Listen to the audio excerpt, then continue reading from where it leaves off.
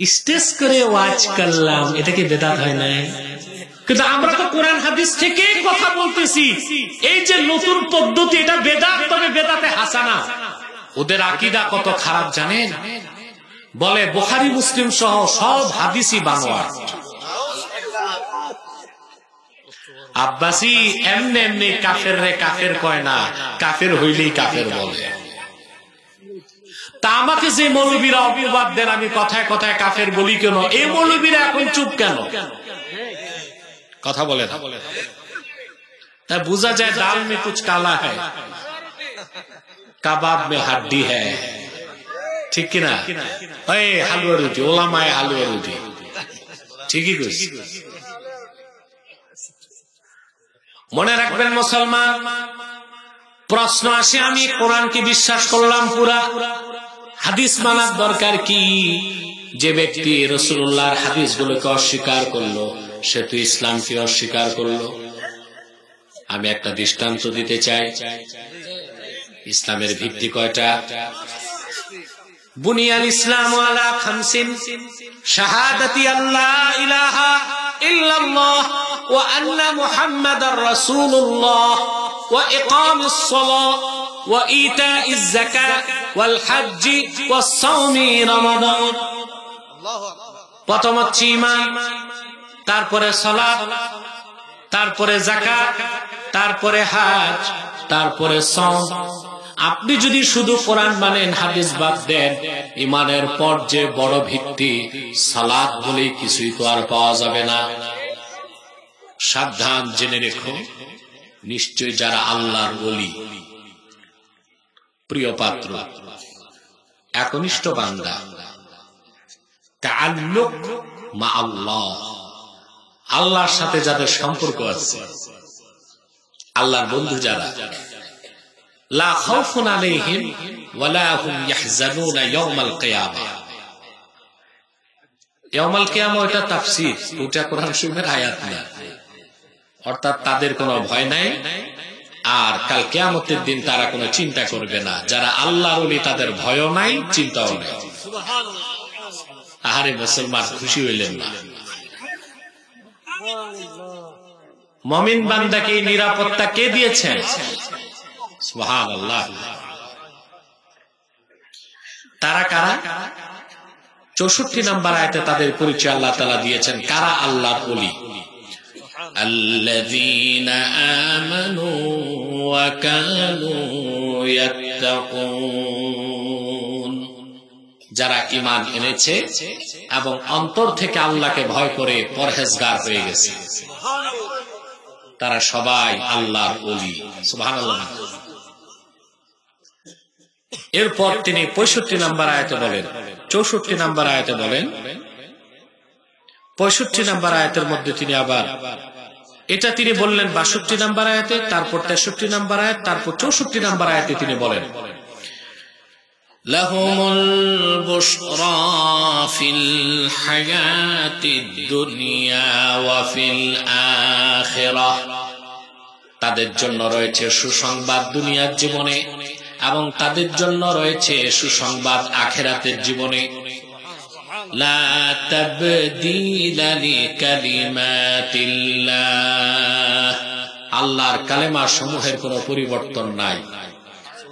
যালিকা হুয়াল ফাওজুল আযীম, আর এটাই হচ্ছে আল্লাহর বান্দা মুমিন যারা আল্লাহর ওলি তাদের মহা সাফল্য। বলেন সুবহানাল্লাহ। আমরা প্রতিটি মানুষ সফলতার কাঙ্গাল, সবাই সফলতা চায়, চায় না? আরে ভাই, আমি কবরস্থানে না, মাহফিলে আছি,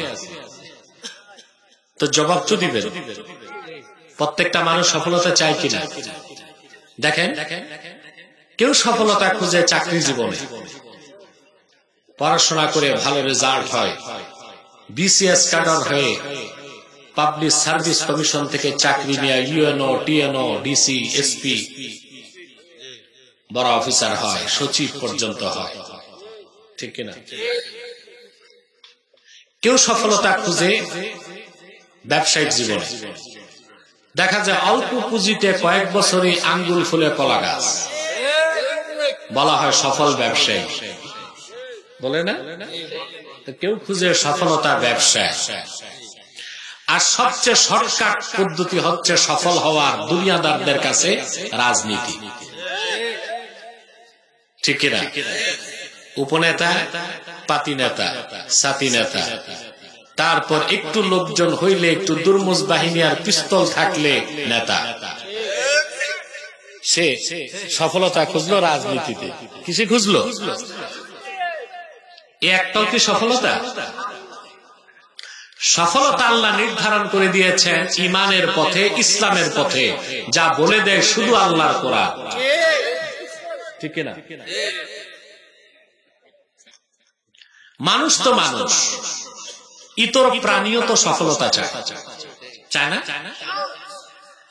একটি বাবুই পাখির দিকে তাকায় দেখেন, সুনিপুণ দক্ষতায় একটি বাবুই পাখি কত সুন্দর করে শৈল্পিক নান্দনিকতায়, ছান্দসিকতায় সে তাল গাছের মাথায় ঘর বানায়।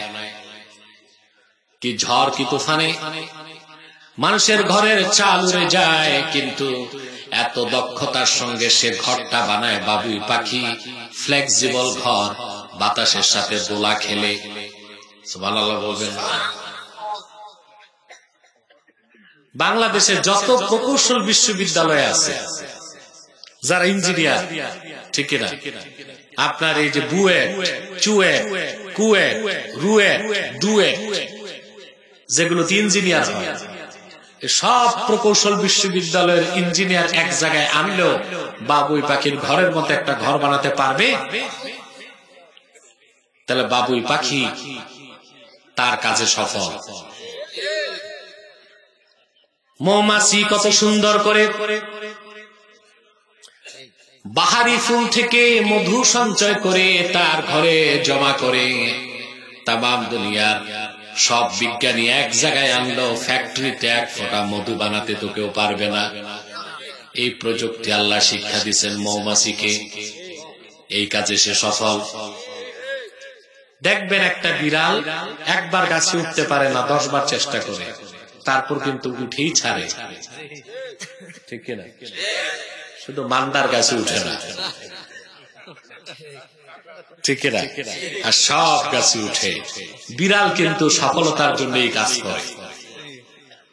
তাহলে মানুষ তো সফলতা চাইবে, চাইবে না? কিন্তু দুনিয়াদার মানুষ সফলতা কোন পথে তা জানে না।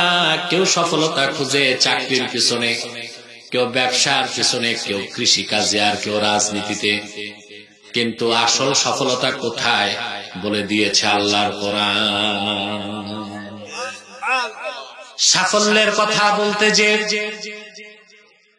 আল্লাহ পাক বলেন, আলা ইন্না আউলিয়া আল্লাহি লা খাউফুন আলাইহিম ওয়ালা হুম ইয়াহজানুন। সাবধান জেনে রেখো, নিশ্চয়ই যারা আল্লাহর ওলি তাদের কোনো ভয় নাই, তাদের কোনো চিন্তা নাই। তারা কারা?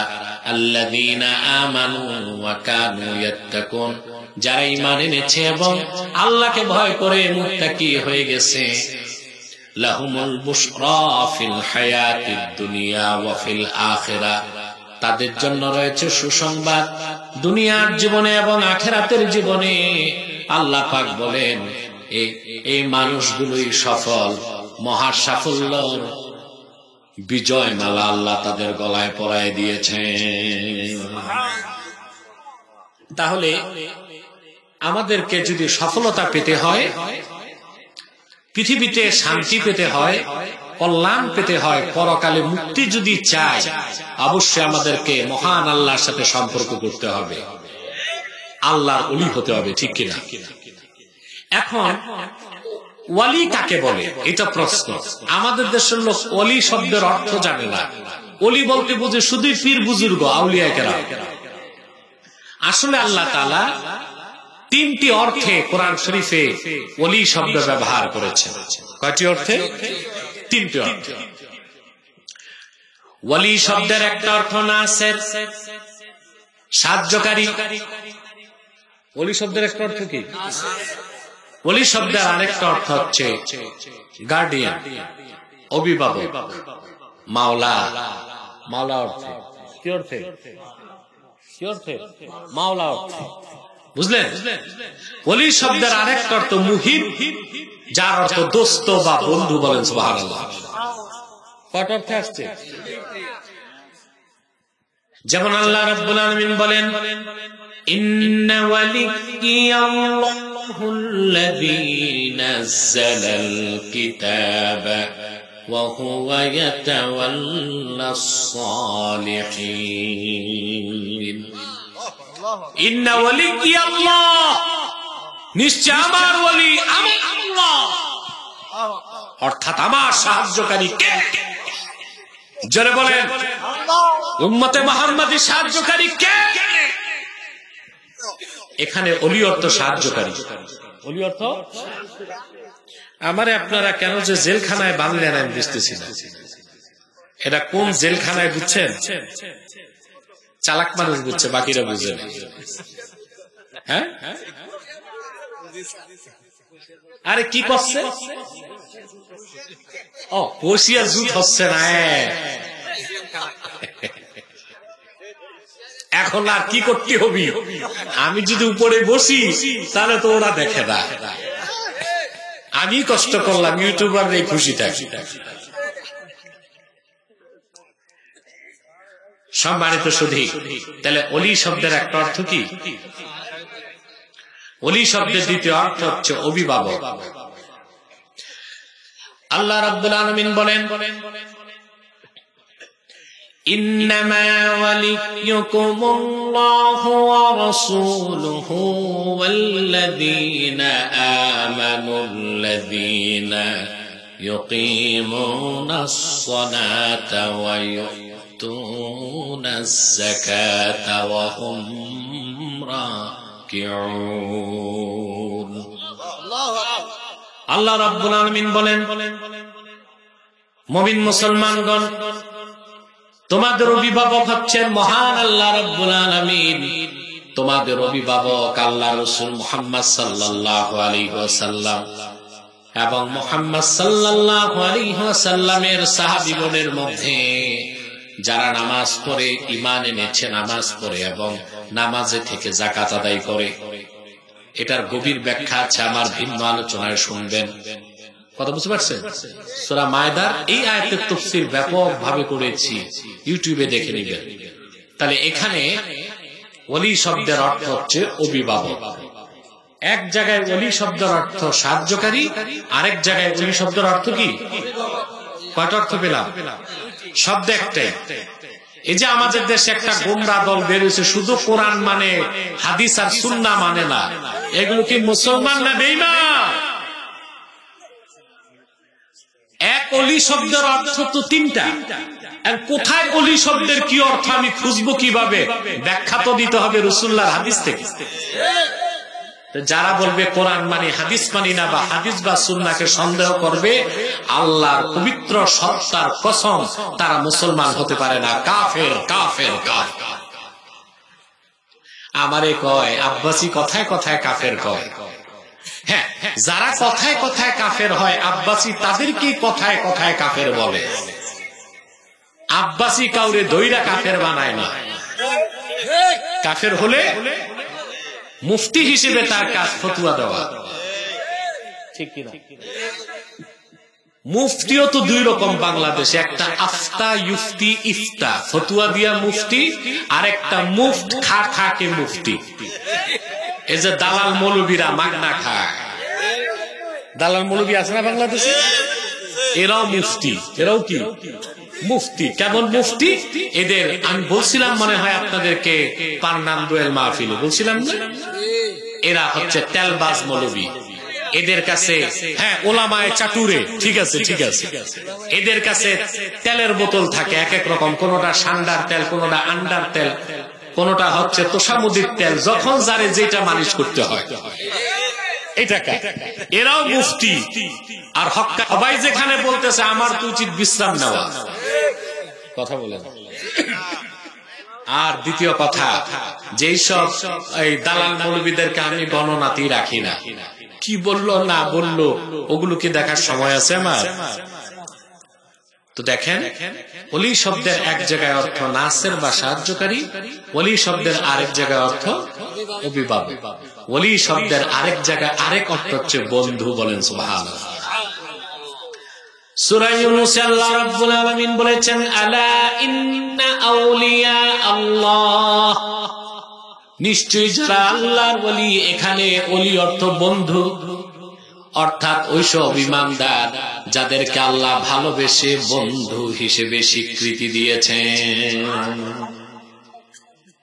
এতক্ষণে বুঝলেন? কথা বলেন। স্টেজে কোনো মোবাইল টোবাইল থাকবে না, এগুলো গুতাগুতিতে আমার মনোযোগ নষ্ট হয়। আপনি লাইভ চালাইছেন নাকি? লাইভ নাকি? হ্যাঁ, লাইভ বন্ধ, লাইভ হবে না, লাইভে সমস্যা হবে, ভিডিও করে। কথা শুনতেছেন ভাই? ঘুমাচ্ছেন? কে কে ঘুমান? হাত উঠান।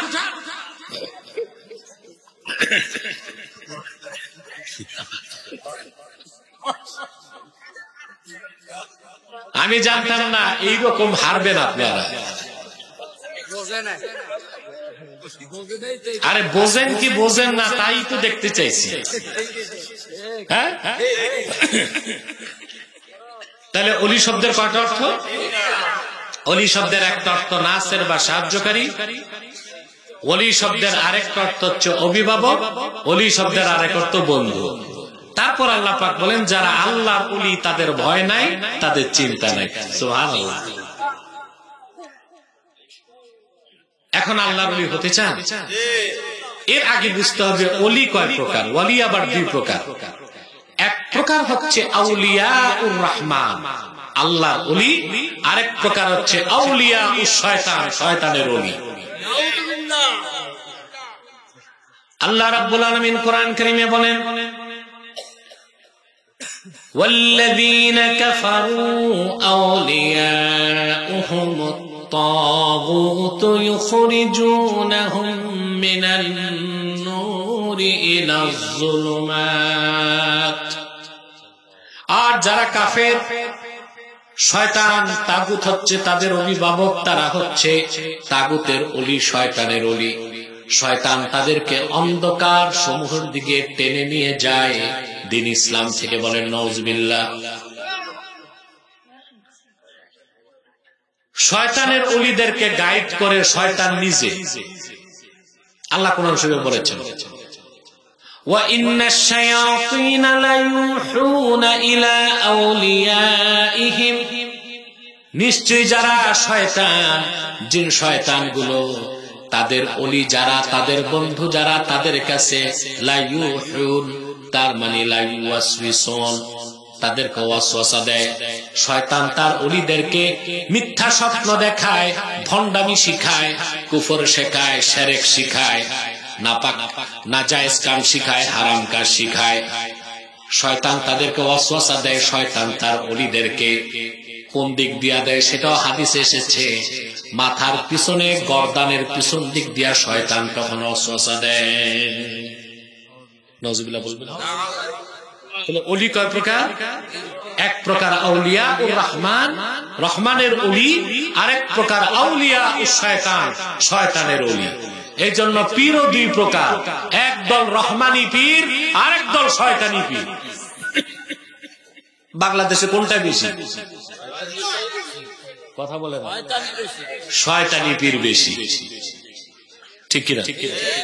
রহমানি পীরের সংখ্যা আছে, তবে সংখ্যায় খুব কম। সরকার জরিপ করে দেখেছে বাংলাদেশে 1,98,000 পীর আছে। সুবহানাল্লাহ কইছে। কত? 1,98,000। এখন এটা পেলো কেমন করে? প্রশ্ন আসে না? কথা বলে না। আইডি কার্ড বানাইছে না সরকার, তখন তো পেশা উল্লেখ করতে হয়েছে। কি পেশা? 1,98,000 লোক লেখছে আমরা পিরালি পীর। যে হক্কানি পীর সে কোনদিন পেশা পিরালি লিখবে? মানে এগুলো ভণ্ড পীর। কারণ যে হক্কানি পীর, রহমানি পীর, পিরালি তার পেশা নয়, নেশা। সে দ্বীনের খেদমতের জন্য তরিকত তাসাউফের কাজ করবে, ঠিক কিনা বলে? তারা রহমানি পীর। আর কোরআন সুন্নাহর বাইরে যারা পীরানি করে ওগুলো হচ্ছে শয়তানি পীর। ঠিক মতো কইলা না। এখন আমরা কি হব? আল্লাহর ওলি হব। আল্লাহর ওলি হতে বংশ লাগে না, টাকা লাগে না, পয়সা লাগে না, কে সৈয়দ, কে আব্বাসী, কে সিদ্দিকী, কে জনপুরি, কে ফুরফুরাবি, এগুলো লাগে না। আল্লাহর ওলি হতে দুটো জিনিস লাগে, ঈমান আর তাকওয়া।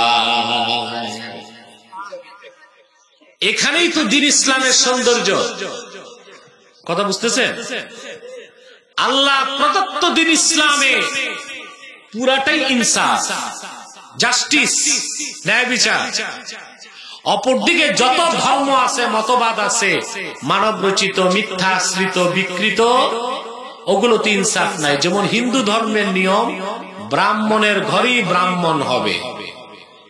কথা বলে, ব্রাহ্মণের ছেলেই কি হবে? ক্ষত্র শূদ্র কোনদিন ব্রাহ্মণ হইতে পারবে না। ইসলামিক এটা আছে। এখানে যে কেউ আল্লাহর ওলি হইতে পারে, মাত্র দুটো জিনিস লাগবে। আল্লাহ পরের আয়াতে বলে দিচ্ছেন এটা। কথা বুঝতেছেন? 63 নম্বর আয়াতে আল্লাহ তাআলা বলেন, আল্লাযীনা আমানু ওয়া কানু ইয়াত্তাকুন, যাদের অন্তরে ঈমান আছে আর আল্লাহর ভয় আছে, তারা সবাই আল্লাহর ওলি হয়ে গেছে। এই আয়াতের ব্যাখ্যায় বিশ্ববরণ্য মুফাসসির ইমাম ইবনে কাসির রাহমাতুল্লাহি আলাইহি তাফসীরুল কুরআনিল আযীমের মধ্যে লেখেন, আমার কথাটা আমি ইবনে কাসিরের ভাষায় বলছি, আপনারা মনে গেঁথে নেবেন। ইবনে কাসির লেখেন, মান কানা মুমিনান তাকিয়া কানা লিল্লাহি ওয়ালিয়া, মান কানা মুমিনান তাকিয়া কানা লিল্লাহি ওয়ালিয়া। মুহাম্মদ সাল্লাল্লাহু আলাইহি ওয়াসাল্লামের প্রত্যেক সেই ঈমানদার উম্মত যার অন্তরে ঈমান আছে আর আল্লাহর ভয় আছে, তার নামটাই আল্লাহর ওলির খাতায় উঠে গেছে।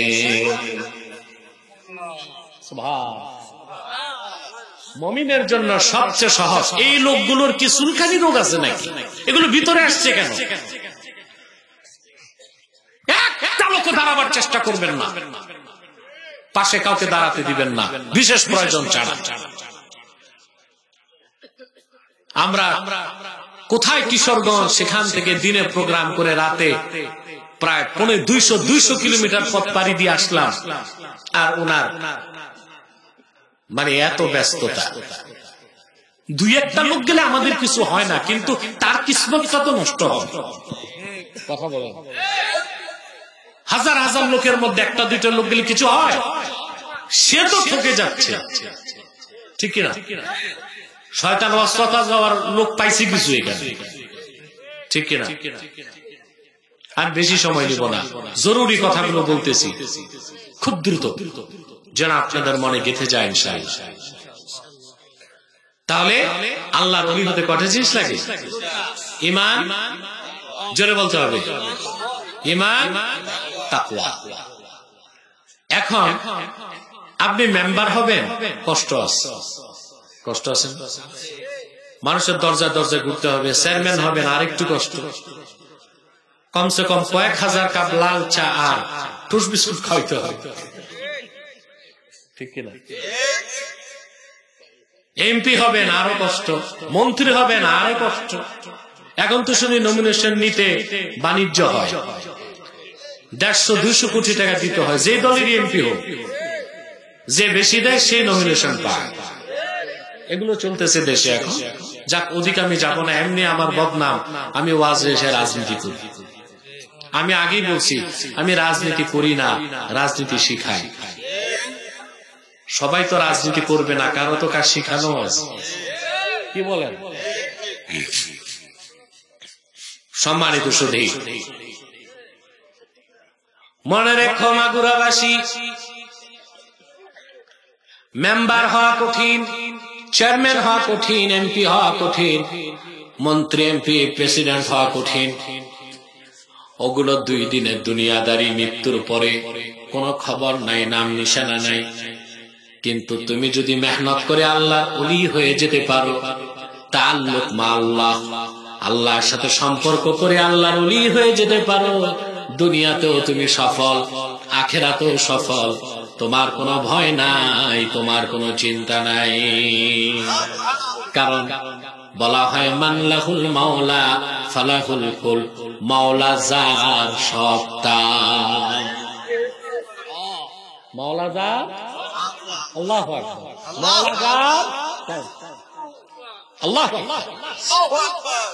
পীর সাহেবরা এই কথা কয় ঠিক, বিশ্বাস করে না নিজেরা, এই জন্য হক কথা বলে না। কেন বলে না? কেস হইতে পারে, হামলা মামলা হইতে পারে। কি হয়েছে? আমার জীবনে কত হামলা হয়েছে, আমার গণও যাবে না, এত হামলা হয়েছে আমার।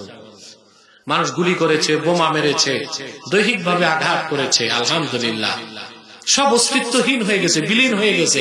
আমি তো বেঁচে আছি। কম করো প্রায় 7 থেকে 8টা মামলা দেয়া আছে, মিথ্যা মামলা সব। বুঝলেন? কেউ মামলা দিচ্ছে আমি জঙ্গিবাদী, কেউ মামলা দিচ্ছে আমি সন্ত্রাসী, কেউ মামলা দিচ্ছে আমি মৌলবাদী। আমি বলেছি মামলা দিতে থাকো। কে জেলে যাবে, কে যাবে না, তা মঞ্জুর হয় আসমানের উপরে। এ বিশ্বাস হৃদয়ে লালন করি তো আমি চলি। আলহামদুলিল্লাহ। তাহলে আল্লাহর ওলি হবেন? আল্লাহর ওলি হতে কয়টা জিনিস লাগবে? ঈমান। আপনার প্রশ্ন নিয়ে এগুলো করেন না। রাত বেশি হয়ে গেছে, ওয়াজ করবো না, প্রশ্ন উত্তর দিব। পার নাম দেওয়ালে তো অনেক প্রশ্ন উত্তর দিয়েছে, তারপরও কিছু প্রশ্ন যদি থাকে, কমিটি মনে করে দরকার, আমি উত্তর দিব, ওটা পরে। এখন ডিস্টার্ব করো কেন? কথা শুনতেছেন? সম্মানিত শুধু, এটা হচ্ছে আল্লাহর ওলির কাজ। আরেকটা হচ্ছে শয়তানের ওলি, ওইখানে মেহনত নাই। শয়তানের ওলি হতে লাগে শিরক, কুফর, হারাম কাজ। নামাজ নাই ওখানে, রোজা নাই, সুন্নতের চর্চা নাই। বুঝেন না? ওখানে আছে একতারা, দোতারা, সেতারা, তাম্বুরা, জাম্বুরা। পীরও আছে, খলিফাও আছে, মুরিদরাও আছে। ঠিক কিনা? আর ওই তরিকায় যাই আপনি যদি লুঙ্গি খুলতে পারেন তো বড় বিশ্বাস, আপনার নাম হয়ে যাবে ল্যাংটা বাবা।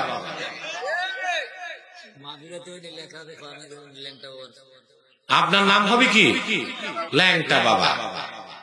দেখবেন কিছু লোক পিছনে দৌড়াচ্ছে, যদি বলেন ভাই কার পিছনে দৌড়ান, আপনার ধমক দিবে। শিক্ষিত মানুষ ধমক দিবে, কি বুঝছো, ল্যাংটা হলে কি জ্বলে যাবা।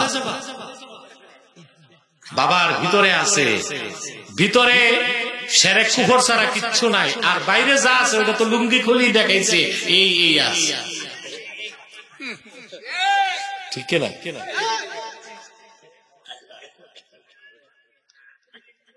আল্লাহ ওয়ালা বুজুর্গ পীরের সান্নিধ্যে যাওয়া ওয়াজিব তাসাউফ শিখার জন্য। বুঝলেন? আর ভণ্ড পীরের কাছে যাওয়া শুধু হারাম না, আকবারুল কাবাইর, সবচেয়ে বড় কবিরা গুনাহ। কখনো ভণ্ড পীর আপনাকে কাফেরও বানাইতে পারে। তাহলে আমরা হব আল্লাহর ওলি। কি হব? কয়টা জিনিস লাগবে?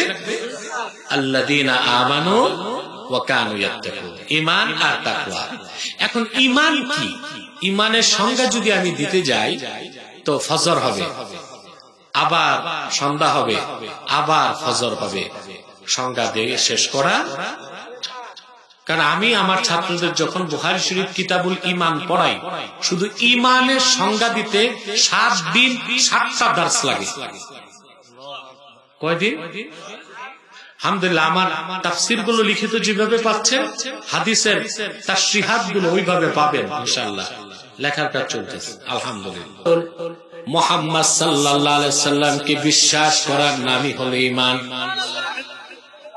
তার মানে আল্লাহর আখিরি নবী, নবীগণের মাথার তাজ, নূর নবীজি আমার মুহাম্মদ সাল্লাল্লাহু আলাইহি ওয়াসাল্লাম আজ থেকে ১৫০০ বছর আগে আল্লাহর পক্ষ থেকে যা কিছু এনেছেন, যা কিছু বলেছেন, যা কিছু নীতি নির্ধারণ করেছেন, ওই সবটুকু বিনা প্রশ্নে বিশ্বাস করার নাম হলো ঈমান। এর নাম কি? সুবহানাল্লাহ বলবেন না? আবার বলি, মুখস্থ করে নেন, বুঝলেন? আল্লাহর আখির নবী, নবীগণের মাথার তাজ, নূর নবীজি আমার মুহাম্মদ সাল্লাল্লাহু আলাইহি ওয়াসাল্লাম আজ থেকে ১৫০০ বছর আগে আল্লাহর পক্ষ থেকে যা কিছু এনেছেন, যা কিছু বলেছেন, যা কিছু নীতি নির্ধারণ করেছেন, ওই সবটুকু বিনা প্রশ্নে বিনা সন্দেহে মনে প্রাণে বিশ্বাস করার নাম হলো ঈমান। বুঝে গেছেন না? একটু ব্যাখ্যা করে দিব। এই সংজ্ঞাটা সহজ না? কথা বলেন। আমি তো ক্ষুদ্র মানুষ, আমার পড়াশোনায় কোরআন শরীফের তাফসীর, হাদিস সব সামনে রেখে ইমাম আজমের এই সংজ্ঞাটাই আমার শ্রেষ্ঠ সংজ্ঞা লেগেছে। আমি ব্যাখ্যার সাথে বলে দিলাম, এমনি ইমাম আজম আবু হানিফা এমনি ইমাম আজম হয় নাই। ওটা তো লামাযহাবী ভাইদের পড়াশোনা নাই, ইমাম আজমকে চিনবে কেমন করে? কারণ প্রাইমারির ছাত্র তো বিশ্ববিদ্যালয়ের শিক্ষকের এলেম কদ্দুর, ও কি বুঝবে? কথা বলেন। এখন যদি আপনি প্রাইমারি ছাত্রকে বিশ্ববিদ্যালয়ের চ্যান্সেলর বসা, বুঝলেন, আর প্রাইমারি ছাত্র সাথে তার প্রাইমারি শিক্ষক বসা, বুঝলেন? এখন আপনি প্রাইমারি শিক্ষক শিখাইছে ছাত্রকে এতে অ্যাপল, বিতে বল, বুঝলেন? এখন ওই চ্যান্সেলর বলছে বিতে ব্যাট, ছাত্রকে আপনি ভুল করতেছেন, বিতে বল, কারণ ও শিখছে বিতে শুধু বল, আর ওর কাছে ওর প্রাইমারি শিক্ষকটাই সবচেয়ে জ্ঞানী মানুষ। ও তো বুঝবে না ভার্সিটির ভাইস চ্যান্সেলরের কি জ্ঞান, ঠিক কিনা? বুঝবে? আবু হানিফা এমনি আবু হানিফা ইমাম আজম হয় না। এলেমের মগজটা বের করে তারপর ছাত্রদেরকে দিচ্ছে।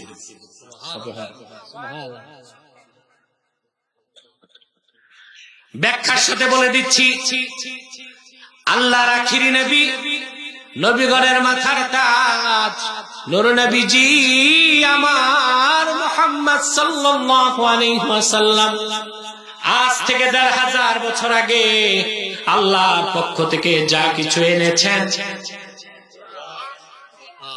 এত আস্তে বললেন, যা কিছু বলেছেন, হাদিস যা কিছু নীতি নির্ধারণ করেছেন, জোরে আরো জোরে, সে কোরআনের প্রতিটি বাক্যের, প্রতিটি শব্দের, প্রতিটি অক্ষর, সব সহিহ হাদিসের প্রত্যেকটি সহিহ হাদিস এবং রাসূলুল্লাহর সুন্নতের মধ্যে যেগুলো সুন্নতে মুস্তাহকামা, নস দিয়ে প্রমাণিত, সেই প্রতিটি সুন্নতকে যে বিশ্বাস করবে তার নাম মুমিন, আর সেই বিশ্বাসের নাম ঈমান।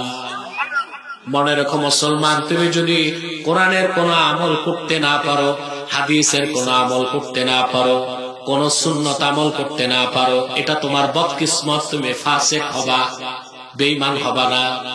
আমলের ক্ষেত্রে কনসিডারেশন আছে, কিন্তু বিশ্বাসের ক্ষেত্রে এক অক্ষরের ছাড় নাই। বুঝাইতে পারলাম? আল্লাহর ওলি হইতে প্রথম লাগবে এই ঈমান। সুবহানাল্লাহ। আপনি মিয়া শুধু তুমি কোরআন শরীফ বিশ্বাস করবা, হাদিস মানবা না, সুন্নাত মানবা না, তুমি তো মুসলমানের কাতারে ঢুকতে পারবা না।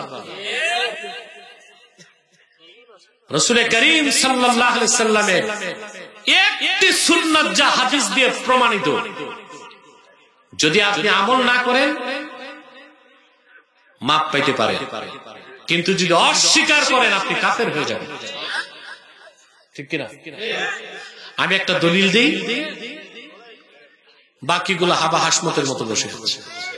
একটা দলিল দেই, আমি তো আগেই বলছি আজকে আমি আস্তে কথা বলবো, তোমরা জোরে বলবা। একটা দলিল দিচ্ছি। বিশ্ববরণ্য ইমাম হযরত আবু হানিফা রাহমাতুল্লাহ প্রধান সহচর ইমাম আবু ইউসুফ বাগদাদে যখন শরিয়া আদালতের প্রধান বিচারপতি, চিফ জাস্টিস, সুবহানাল্লাহ বলবেন, যাকে ফিকহ পরিভাষায় বলা হয় কাজীউল কুযাত, চিফ জাস্টিস হযরত আবু ইউসুফ, তিনি বাগদাদের শরিয়া আদালতের এজলাসে বিচার কার্য পরিচালনা করতে যে হঠাৎ করে বললেন, ইন্না রাসূলুল্লাহি সাল্লাল্লাহু আলাইহি ওয়াসাল্লাম কানা ইউহিব্বুদ দুব্বা ফাআনা উহিব্বুদ দুব্বা। আল্লাহ রাসূল মুহাম্মদ সাল্লাল্লাহু আলাইহি ওয়াসাল্লাম লাউ পছন্দ করতেন, আমি আবু ইউসুফ লাউ পছন্দ করি, আমি আনায়াতুল্লাহ আব্বাসীও লাউ পছন্দ করি। আপনারা তবে বাঙালি লাউ খেতে শিখে নাই, লাউ খায় শুটকি মাছ, চিংড়ি মাছ, লেংড়ি মাছ দিয়ে না, লাউ খাবেন গোশত দিয়া, লাউ খাবেন গোশত দিয়া। 1 কেজি গোশত যদি 10 জন মেহমানকে দিতে পারেন, 1 কেজি লাউ দিলে 30 জন খেতে পারেন, তরকারি বাড়ে। সুবহানাল্লাহ, ঠিক কিনা? এখন আপনি যদি সারা জীবন লাউ খান, না খান, কাফের হবেন, ফাসেক হবেন। কিন্তু যদি লাউ খাওয়া সুন্নত, এটা সুন্নত জানার পর কটাক্ষ করেন, তো হযরত আবু ইউসুফের এজলাসে এক যুবক ছিল, সে বলল আমি লাউ পছন্দ করি না, এতটুকু। লাউ খাওয়া হারাম তাও বলে নাই, লাউ খাওয়া যাবে না তাও বলে না, বলছে আমি লাউ পছন্দ করি না। ফতোয়ার কিতাব সাক্ষ্য দেয়, ফাআমারাল ইমামু বিকাতলিহি ফাতাবার রাজুলু ফাওরা। আবু ইউসুফ রায় দিলেন, রাসূলুল্লাহ লাউ পছন্দ করতেন, জানার পর যে বলল আমি পছন্দ করি না, সে কাফের হয়ে গেছে, মুরতাদ হয়ে গেছে, তার গর্দান কেটে দাও। তাৎক্ষণিক যুবকটি তওবা করে ঈমান আনলো, হযরত আবু ইউসুফ তারে ছেড়ে দিলেন। তাহলে বোঝা যায় আল্লাহর হাবিবের একটি সুন্নতকে অস্বীকার করলে ঈমান নষ্ট হয়ে যাবে। তাহলে ঈমান কি? আপনাকে পুরা কোরআন বিশ্বাস করতে হবে, সব সহিহ হাদিস বিশ্বাস করতে হবে,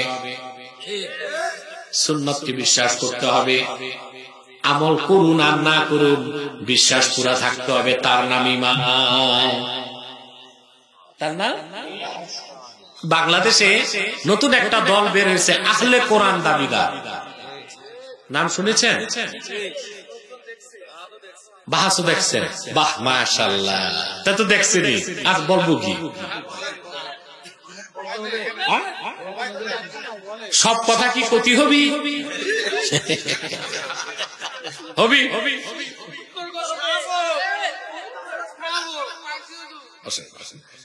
তো এটা হবে। চা একটু এ পাশ দিয়েও দাও। ভাই ভাই ভাই কথা বললেন না, আমি ভুলে গেলে বিষয় মুশকিল, মাইক ছেড়ে দিতে হবে। তো কথা বলছিলাম, এই যে আহলে কোরআন দাবিদার একটা দল বেরোছে, এরা বলে আমরা শুধু কোরআন মানি, হাদিস মানি না। হাদিস মানি না মানে সুন্নত মানে না নাকি? তো এই যে আহলে কোরআন দাবিদার যারা, হাদিস অস্বীকারী, এদের বাংলাদেশের যে সবচেয়ে বড় ঠাকুর, এটা মাস 6 আগে আমার কাছে গেছিল না। এই আমার থেকে নামটা শোনার দরকার কি? আপনারা তো জানেন। সে গেছে আমার কাছে, গেছে তো এমনি এমনি যায় না,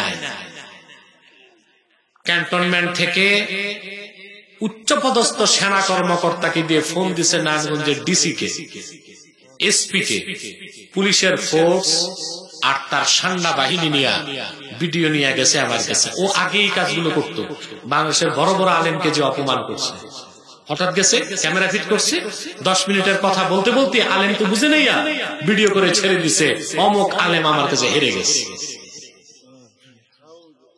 কথা বুঝতেছেন? কিন্তু জঙ্গলি জানোয়ার কিভাবে ঘায়েল করতে হয় ওটা আব্বাসী জানে, বুঝলেন? গেছে আমার কাছে, আমি বললাম আসো। তারপর আপনারা দেখছেন তার অবস্থা। মাত্র ও তো গেছে অনেক পুলিশ নিয়ে, বাহিনী নিয়ে, অস্ত্র ভিন্ন, আমিও কিছু অস্ত্র রেডি রাখছি। ওটা কিতাব, কিতাব দেখেই ওর মাথায় যেন আকাশ পড়ছে। এখন ছুটতে চাই, আমি বলছি না, আসছেন যেহেতু আপনাকে বুঝে যেতে হবে। মাত্র 22 মিনিটের মাথায় নাকে খত দিয়া তওবা করে মাথা মতো করে বেরোচ্ছে। ওদের আকীদা কত খারাপ জানেন? বলে বুখারী মুসলিম সহ সব হাদিসই বানোয়াট। আব্বাসী এমনি এমনি কাফের রে কাফের কয় না, কাফের হইলেই কাফের বলে। তা আমাকে যে মৌলবীরা অপবাদ দেন আমি কথায় কথায় কাফের বলি কেন, এই মৌলবীরা এখন চুপ কেন? কথা বলে না, তা বোঝা যায় দাল মে কুছ কালা হ্যায়, কাবাব মে হাড্ডি হ্যায়। ঠিক কিনা? হালুয়া রুটি, ওলামায় হালুয়া রুটি, ঠিকই কইছি। মনে রাখবেন মুসলমান, প্রশ্ন আসে আমি কোরআনকে বিশ্বাস করলাম পুরা, হাদিস মানার দরকার কি? যে ব্যক্তি রাসূলুল্লাহর হাদিসগুলোকে অস্বীকার করলো সে তো ইসলামকে অস্বীকার করলো। আমি একটা দৃষ্টান্ত দিতে চাই। ইসলামের ভিত্তি কয়টা? বুনিয়াল ইসলামু আলা খামসিন, শাহাদাতি আল্লা ইলাহা ইল্লাল্লাহ ওয়া আন্না মুহাম্মাদার রাসূলুল্লাহ ওয়া ইকামিস সালাহ ওয়া ইতাইজ যাকাত ওয়াল হজ্জ ওয়াস সাওমি রমাদান। প্রথম হচ্ছে ঈমান, তারপরে সালাত, তারপরে যাকাত, তারপরে হজ, তারপরে সাওম। আপনি যদি শুধু কোরআন মানেন, হাদিস বাদ দেন, ঈমানের পর যে বড় ভিত্তি সালাত বলে কিছুই তো আর পাওয়া যাবে না। নামাজ পড়া কি জোরে বলেন, আরো জোরে বলেন, আছে কই? কোরআন শরীফে আছে। কয়েক তো পড়তে হবে, আছে কই? না, কোরআন শরীফে আছে। আকিমিস সালাতা তারাফাইন নাহারি ওয়া যুলাফান মিনাল লাইল ইন্নাল হাসানাতি ইউযহিবনাস সাইয়্যাত। এই আয়াতের মাধ্যমে আল্লাহ তাআলা 5 ওয়াক্ত নামাজকে নির্ধারণ করে দিয়েছেন। কিন্তু ফজর কয় রাকাত পড়েন ফরজ? যোহর, আসর, মাগরিব, ইশা। কোরআনের কোথায় আছে দেখান?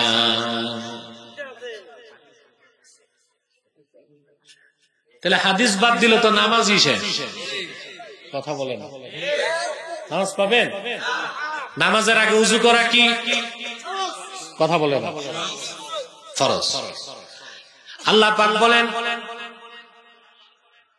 ঈমানদারগণ, ইযা কুনতুম ইলাস সালাতি ফাগসিলু উজুহাকুম ওয়া আইদিয়াকুম ইলাল মারাফিক ওয়ামসাহু বিরুউসিকুম ওয়া আরজুলাকুম ইলাল কাবাইন। ঠিক কিনা?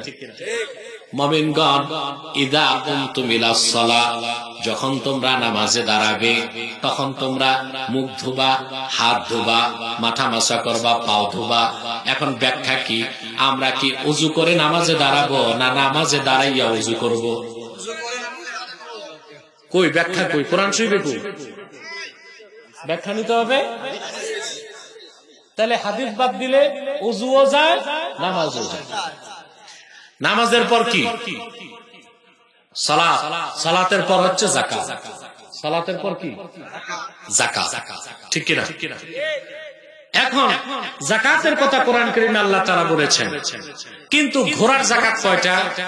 ঘোড়ার না, আপনার গাভীর গরুর যাকাত কয়টা, উটের কয়টা, তারপরে অসর ফসলের কতটুক, বুঝলেন, তারপরে দুম্বার কতটা, বুঝতে পারছেন, স্বর্ণের মেঘদার কি, 1 লাখ টাকায় কত, 10 লাখে কত, 1 কোটিতে কত, এই পরিমাপ গুলো কোরআন শরীফে নির্ধারণ করা নাই। এগুলো আমরা হাদিস এবং ফিকহের মাধ্যমে পেয়েছি। তাহলে হাদিস বাদ দিলে নামাজও গেল, যাকাতও গেল। তারপরে কি? হজ। তারপর কি? হজের ফরজ কয়টা? কথা বলেন। একটা হচ্ছে বাইতুল্লাহর তাওয়াফ। আল্লাহ বলেছেন, ওয়ালিল্লাহি আলান নাসি হিজ্জুল বাইতি মান ইসতাতা ইলাইহি সাবিলা। এই আয়াতের মাধ্যমে আল্লাহ তাআলা হজের 3 ফরজের মধ্যে একটা ফরজ নির্ধারণ করে দিয়েছেন, বাইতুল্লাহর তাওয়াফ। কিন্তু 3 ফরজের মধ্যে সবচেয়ে বড় ফরজ আরাফার ময়দানে অবস্থান। আল্লাহর হাবিব বলেছেন, আল হাজ্জু আরাফা। হজ মানে আরাফায় অবস্থান। তার মানে হজের সবচেয়ে বড় ফরজ জিলহজের 9 তারিখ আরাফার ময়দানে অবস্থান। এই যে জিলহজের 9 তারিখ আরাফার ময়দানে কখন থেকে কখন অবস্থান, এটা কোরআন শরীফে কোথায় আছে? কথা বলেন। হাদিস লাগবে? তাহলে হাদিস বাদ দিলে নামাজও গেল, যাকাতে গেল, হজও গেল। এরপর কি? সাওম। সাওম, সাওম। এবার আসেন ভালো করে বুঝেন, সাওমের ব্যাপারে আল্লাহ তাআলা বলেছেন, ইয়া আইয়ুহাল্লাযীনা আমানু কুতিবা আলাইকুমুস সিয়ামু কামা কুতিবা আলাল্লাযীনা মিন ক্বাবলিকুম লাআল্লাকুম তাত্তাকুন। হে ঈমানদারগণ, তোমাদের উপর রোজাকে, সাওমকে ফরজ করা হয়েছে যেভাবে ফরজ করা হয়েছিল তোমাদের পূর্ববর্তীদের উপর, যেন তোমরা পরহেজগার হতে পারো। সুবহানাল্লাহ বলেন। কথা বুঝতেছেন? এই সাওমের অর্থ হচ্ছে পানাহার থেকে বিরত থাকা। আবার একই শব্দ আল্লাহ উল্লেখ করেছেন সূরা মারিয়ামে। মারিয়ামের স্বামী ছিল না, জিবরিল এসে আল্লাহর নাম নিয়ে ফুঁক দিয়েছেন, তার পেটে ঈসা জন্ম নিয়েছেন। এখন ঈসা কোলে চলে এসেছে। ইহুদিরা তো প্রশ্ন করবে, করেছো তারা, মারিয়াম তোমার বিয়ে হয় নাই, স্বামী নাই, বাচ্চা পাইলা কই? কথা বলেন না। আল্লাহর পক্ষ থেকে শিখানো হয়েছে, মারিয়াম তুমি কোন মানুষ দেখলে বলবা, ইন্নী নাযারতু লিররহমানি সাওমা ফালান উকাল্লিমাল ইয়াওমা ইনসিয়া। রহমানের নামে আমি মান্যত করেছি রোজা রাখবো। সে রোজা কি? আমি কথা বলবো না, চুপ থাকবো কোন মানুষ দেখলে। তাহলে সূর্যোদয় থেকে সূর্যাস্ত পর্যন্ত পানাহার থেকে বিরত থাকাও সাওম, আবার কথা না বলে চুপ থাকাটাও সাওম। কোথায় কোন সাওমের কি অর্থ হাদিস ছাড়া কেমন করে বুঝবো? এখন কোন যদি জিএমটিটি জাতে মাতাল তাহলে ঠিক হারামজাদা থাকে, সে তো রোজাকে বাদ দেবার জন্য বলবে। সাওমের তো 2টাই অর্থ, না খেয়ে থাকাও সাওম, চুপ থাকাও সাওম। আমি রোজার মাসে 3 বেলা খাবো, শুধু কথা বলবো না, চুপ থাকিব। রোজা থাকে আর মুর্দা হয়ে গেছো তোমরা, জবাব নাই। রোজা থাকে, রোজাই তো শেষ। সাওমের তো 2টাই অর্থ কোরআন শরীফে। চুপ থাকা কি? সাওম। না খাওয়া কি? এখন কোন ভণ্ড যদি আমি হাদিস মানি না, সুযোগ পাইলুনি, বলবে রোজার মাসে কে বলছে পানাহার করা যাবে না, 3 বেলা খাবে আর চুপ থাকবে। কেউ আসলে এশারায় কথা বলবে, তাহলে রোজা থাকে? কথা বলেন।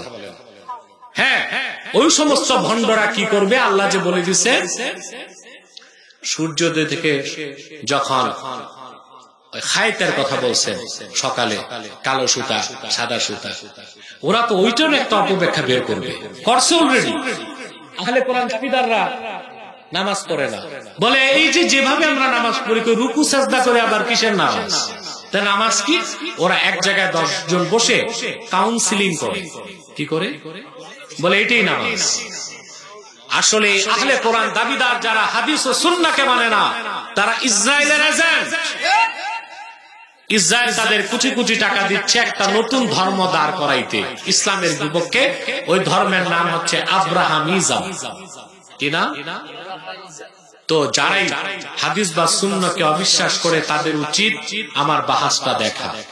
বাহাস কিন্তু দুইটা হয়েছে। একটা হয়েছে সারা দুনিয়ায় আহলে কোরআন দাবিদার হাদিস অস্বীকারীদের যে নেতা, ও কানাডায় থাকে, কানাডা বিশ্ববিদ্যালয়ের প্রফেসর ডক্টর তাজ হাশমি। সে হেরে যাবার পর 2 বছর পর বাংলাদেশের যে নেতা, সে আমার কাছে গেছে সরাসরি। এটা যাইয়া তো বিপদে পড়ছে, মানে এটা বের হয়ে এমন ঘামাইছে, বাইরে যায় তাল খাওয়া শুরু করছে। ওইটার ভিডিও তারা আপনারা দেখেন নাই, যাক সেই দিকে আমি যাচ্ছি না। আপনারা আমার এই ভিডিওটা দেখবেন অবশ্যই, যারা দেখেন না। আমার মনে হয় অধিকাংশ লোক দেখছেন। বাহাসটা দেখছেন না?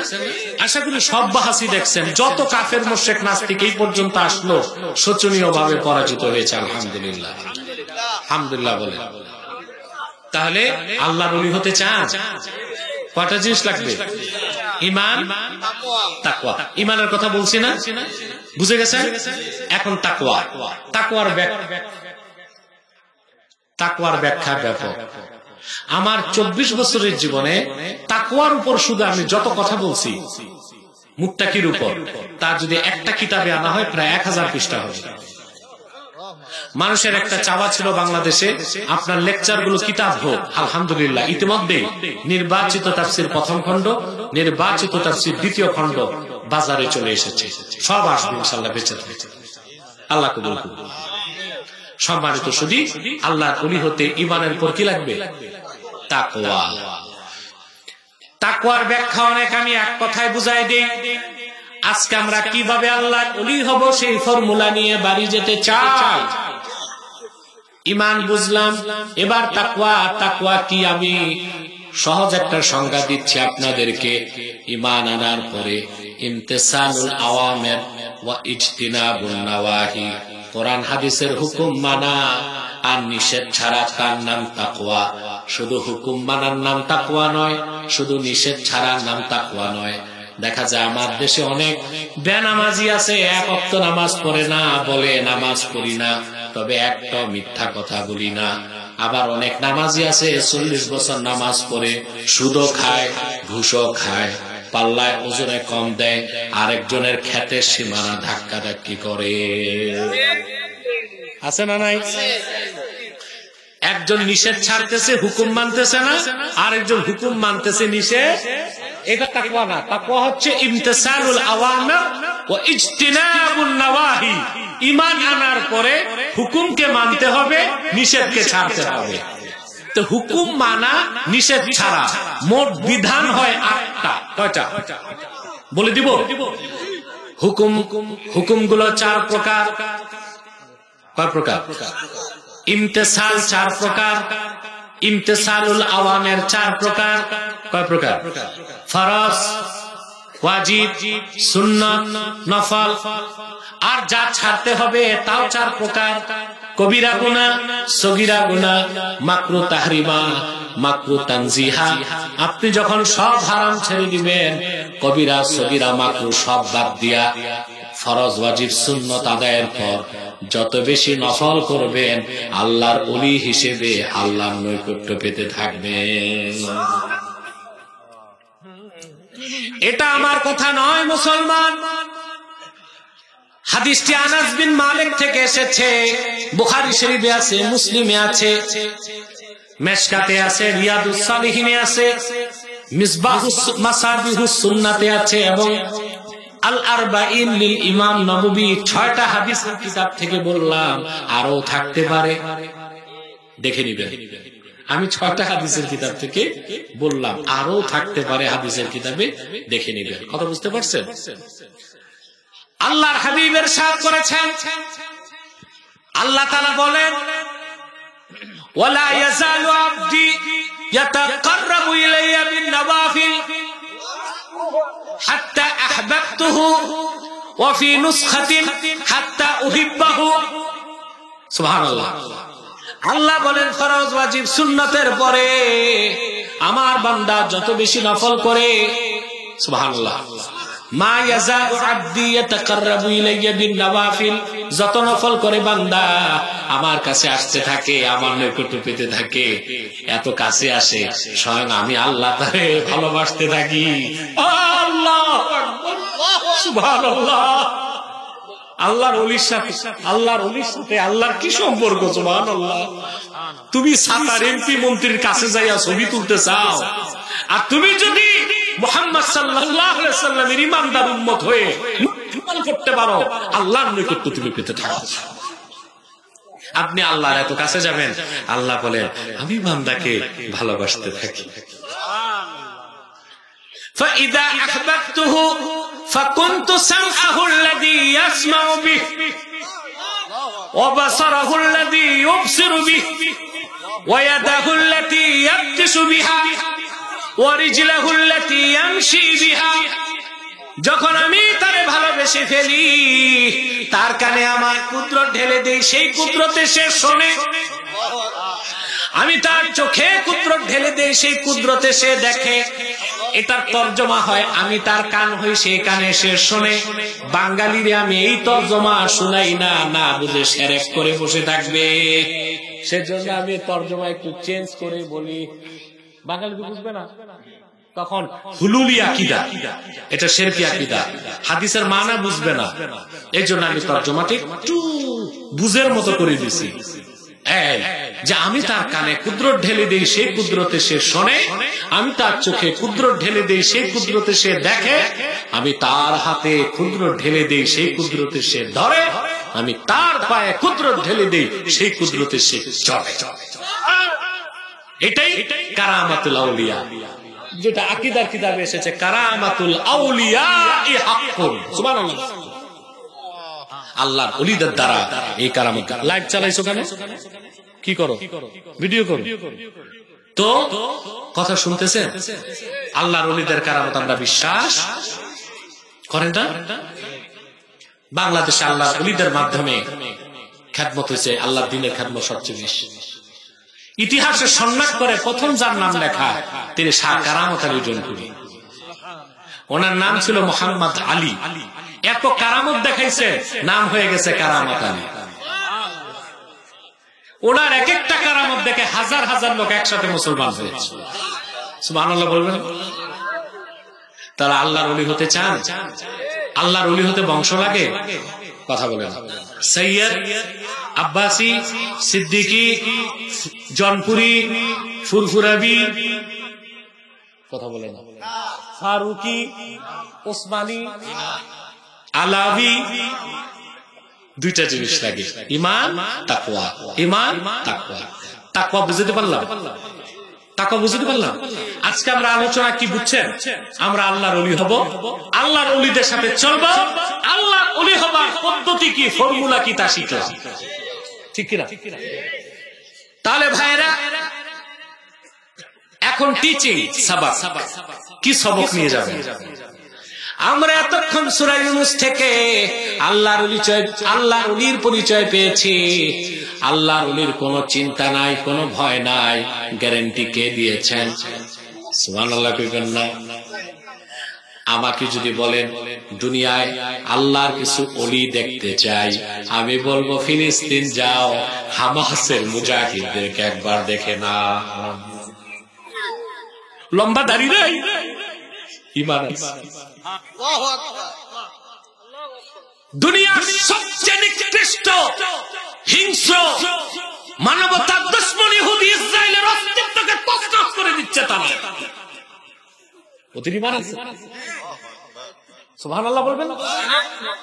লম্বা পাগড়ি নেই তোমার মতো, কিন্তু তোমার চেয়ে আল্লাহর কাছে বেশি। তুমি তো খানকায় বসে তাসবিহ জপো, আর ওরা বাইতুল মুকাদ্দাসের ইজ্জত রক্ষায় জীবন দিচ্ছে। সহজ কথা না। আমেরিকার পক্ষ থেকে, ন্যাটোর পক্ষ থেকে, মিশরের পক্ষ থেকে, নেতানিয়াহুর পক্ষ থেকে হয়েছে তোমরা নিরাপদ জায়গায় চলে যাও, ফিলিস্তিন ছেড়ে সব পাবা। বাইতুল মুকাদ্দাসকে ছেড়ে ওরা সরতে চায় না। ওদের মধ্যে যারা খাঁটি মুসলমান তারা যদি ওলি না হয় পক্ষে কে? বিজয় কি কাফের মুশরিক শয়তানের না মুসলমানের? তার একটা ছোট্ট ঝলক কি ফিলিস্তিনে দেখেন নাই? কথা বলেন, দেখেন নাই? ইসরায়েল যে ট্যাঙ্ক নিয়ে আসছে গাজায়, ওই একটা ট্যাঙ্কের দাম $35 লক্ষ। মার্কাবা এটা বানাইতে এটা $35 লক্ষ, মানে বাংলাদেশি টাকায় 35 কোটি টাকা। কত? এটারে ধ্বংস করতে হামাস যে রকেট লঞ্চার ইউজ করে, ওইটা হামাস বানায় চিনি, ইউরিয়া সার আর সামান্য বারুদ দিয়া। ওই রকেট লঞ্চার বানাতে হামাসের খরচ বাংলাদেশি টাকায় 3,500 টাকা। আর ট্যাঙ্কের দাম কত? আর এটা 3500 মাত্র। অথচ মার্কাবা ট্যাঙ্ককে বলা হয় ওয়েল সিকিউরড ভেসেল। বুঝলেন? Well secured tank. এত ক্ষমতা সম্পন্ন ট্যাঙ্ক এটা। আপনার গ্রেনেড তো ছাতা কিছুই না, ডিনামাইট মারলো আচর ফেলা যায় না, এইরকম একটা হামাসের মুসলমান 3500 টাকা দামের সামান্য একটা আপনার রকেট লঞ্চার নিক্ষেপ করে মুহূর্তে ট্যাঙ্ক গুলো জ্বলে ছাই হয়ে যায়। এটা হচ্ছে ইমানদার হামাসের পক্ষে আল্লাহর সাহায্য ছাড়া আর কিছু না।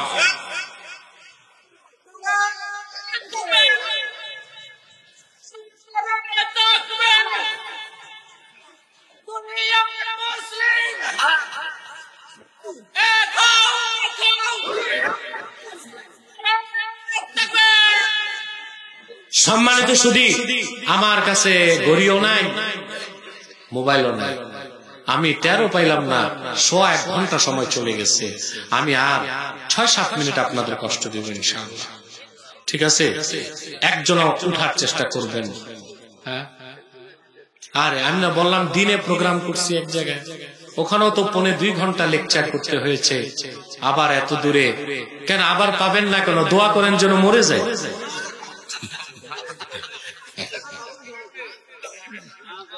সম্মানিত সুধী, আচ্ছা তাইলে আমরা সবক কি নিব আজকে? দার্স, এই যে তাফসীর শুনলাম কোরআন কারীম থেকে, সবক নিতে হবে না? কথা বলেন। আমরা আল্লাহর ওলি হতে চাই। আল্লাহর ওলি হতে বংশ লাগে না, ঈমান থাকলে, তাকওয়া থাকলে আল্লাহর ওলি হওয়া যায়। আল্লাহর ওলি যখন হয়ে যাবেন, নিরাপত্তা কে দিবেন? নিরাপত্তা দিতে হলে সুসংবাদ লাগবে না? আল্লাহ বলেন, লাহুমুল বুশরা ফিল হায়াতিদ দুনিয়া ওয়া ফিল আখিরা।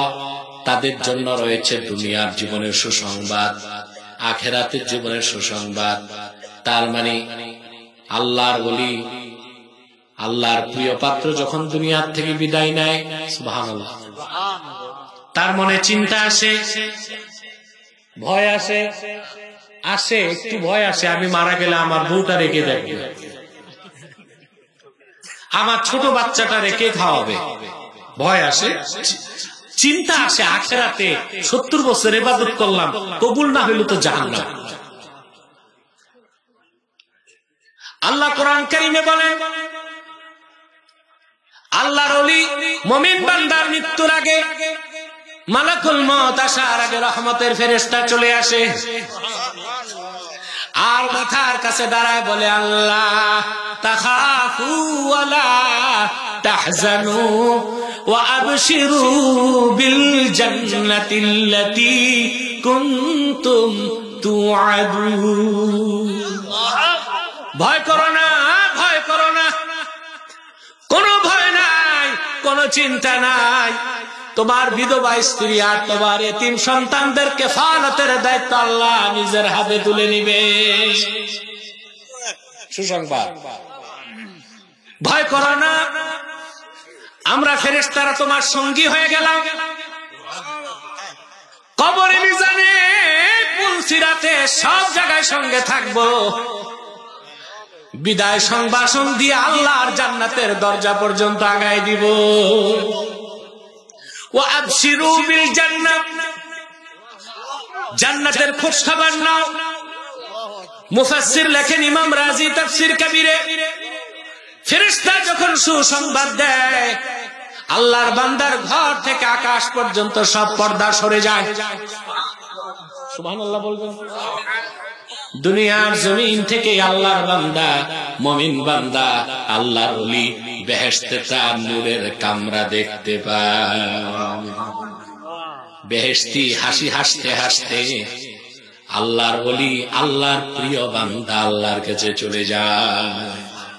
আর সেটাকে আল্লাহ বলেছেন যালিকা হুয়াল ফাওজুল আযীম, আর এটাই হচ্ছে মহা সাফল্য। অতএব আমরা আল্লাহর ওলি হতে চাই, তাহলে ঈমান ঠিক করতে হবে।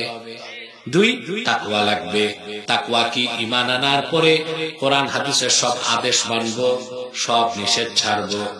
আর আদেশের ক্ষেত্রে ফরজ ওয়াজিব সুন্নতের সাথে বেশি বেশি নফল করব। এখন কোন নফল 3টা বেশি করব বলে যাই সবক হিসেবে বলবো। মনে রাখবেন সর্বশ্রেষ্ঠ নফল ইবাদত আমার নূর নবীজি মুহাম্মদ সাল্লাল্লাহু আলাইহি সাল্লামের কদমে দরুদ সালাম পাঠানো। প্রতিদিন কমসে কম আল্লাহর আখির নবী নূর নবীজি মুহাম্মদ সাল্লাল্লাহু আলাইহি সাল্লামের কদমে 100 বার দরুদ সালাম পাঠাবেন। কতবার? 2 কমসে কম 10 আয়াত কোরআন তেলাওয়াত করবেন মাত্র। হাদিসে এসেছে আল্লাহর হাবিব ইরশাদ করেছেন, আমার যে উম্মত 10 আয়াতও পড়ল না, কুতিবা মিনাল গাফিলিন, তার নামটা গাফিলের খাতায় উঠে যায়। আর যে 100 আয়াত পড়বে, কুতিবা মিনাল আবিদিন, আবেদের খাতায় তার নাম উঠে যায়। আর যে 200 আয়াত পড়বে, কুতিবা মিনাল কানিতিন, আল্লাহর ওলির খাতায় তার নাম উঠে যায়। 200 যদি না 100 না পারলে 10 আয়াত। অনেকে মনে মনে বলে ফজর নামাজই তো পড়ি না। না, আপনি ফরজ ওয়াজিব সুন্নাত বাদ দিয়া জীবন ওলি হইতে পারবেন না। আর যে ফরজ করলেন মসজিদে বসে কমসে কম 10 আয়াত তেলাওয়াত করে বের হয়ে যাবে। কয়টা নফল? 3টা নফলের সবক দিচ্ছি। আল্লাহর ওলি হইবেন না, ফরজ ওয়াজিব সুন্নাতের পর বেশি বেশি নফল করতে হবে। আমি 3টা ফজিলতপূর্ণ নফল আমল দিচ্ছি। 3 নাম্বার হচ্ছে প্রতিদিন যদি পারেন শেষ রাতে উঠে 4 রাকাত তাহাজ্জুদ নামাজ পড়ে নেবেন। আল্লাহর কোরআন সামনে, মহান আল্লাহ আমাকে দেখতেছেন। আল্লাহকে সাক্ষ্য রেখে বলছি, মুসলমান ভাইরা, তুমি যদি ঈমান ঠিক করে শিরক কুফর নেফাক থেকে বেঁচে হারাম কাজ সব বাদ দিয়া ফরজ ওয়াজিব সুন্নতের পরে এই 3টি নফল কাজ সারা জীবন করতে পারো, আল্লাহর ওলির খাতায় নাম ওঠার আগে তোমার মৃত্যু হবে না। সাদাকাল্লাহুল আযীম ওয়া সাদাকা রাসূলুহুন নবিয়ুল কারীম ওয়া নাহনু আলা যালিকা মিনাশ শাহিদিন ওয়াশ শাকিরিন ওয়াল হামদুলিল্লাহি রাব্বিল আলামিন। অনেক টাইম হয়ে গেছে, অনেক রাত হয়ে গেছে। দিব দেখবে, মোস্তফা কামাল দেখবে, সভাপতিকে সে দেখবে, তারা অনুমোদন করলে আমি উত্তর দিব। আপনারা আর একজন উঠবেন না, এখনই মোনাজাত হয়ে যাবে। ইউটিউবার ভাইরা বসো নাই, ব্যাটারি চেঞ্জ করে নেই। হ্যাঁ, সভাপতি কি করবে? বক্তব্য দিবে। হ্যাঁ, দেখেন দেখেন দেখেন, প্রশ্ন যদি থাকে তো দেখেন। না, সভাপতি দেখবে। সভাপতিকে দেখেন, যদি মনে করেন দরকার আছে তো আমি উত্তর দিয়ে দিব। সম্মানিত শুধু